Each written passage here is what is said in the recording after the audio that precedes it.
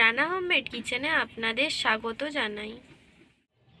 আজ আমি বানাবো বেগুন আলুর কষা। তার জন্য আমি এখানে বেগুন কেটে নিয়েছি আর কয়েকটা আলুকে কেটে রেখেছি, আর সবগুলোকে আমি ধুয়েও নিয়েছি। তাহলে দেখে নিন আমি বেগুন আলুর কষা কিভাবে রান্না করি।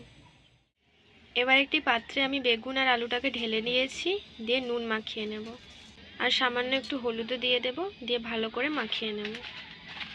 এই রেসিপিটা সম্পূর্ণ নিরামিষ, আপনারা বাড়িতে অবশ্যই ট্রাই করবেন আর খেয়ে কমেন্টে জানাবেন কেমন লাগলো। মাখানো হয়ে গেছে। এবার একটি কড়া বসিয়ে দিয়েছি, কড়াটা গরম হয়ে গেছে, পরিমাণ মতো সরষের তেল দিয়ে দিচ্ছি। তেলটা গরম হয়ে গেছে, এবার কেটে রাখা আলুগুলো আমি ভেজে নেব।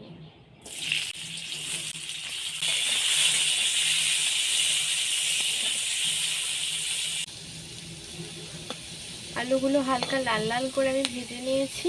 এবার ওর মধ্যে আমি বেগুনগুলোকেও ভেজে নেব।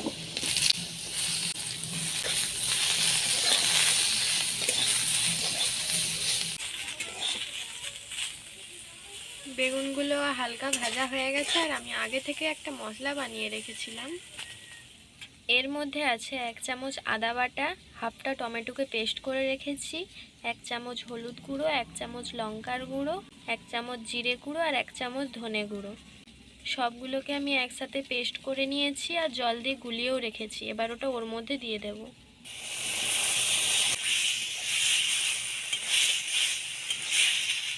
ভালো করে কষানো হয়ে গেছে, এবার আমি জল দিয়ে দেব।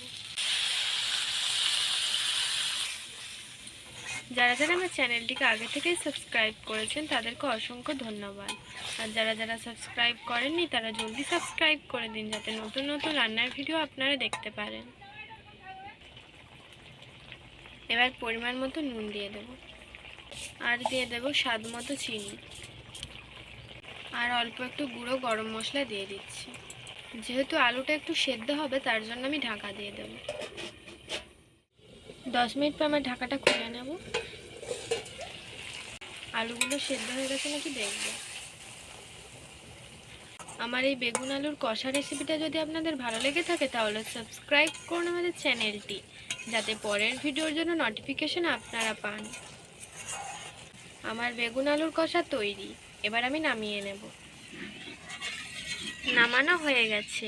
এটি দেখতেও যেমন সুন্দর হয়েছে, গরম গরম ভাতের সাথে দারুণ লাগবে খেতে। তো আপনারা বাড়িতে অবশ্যই ট্রাই করবেন আর খেয়ে কমেন্টে জানাবেন কেমন লাগলো। তো ভালো থাকবেন, সুস্থ থাকবেন, টাটা।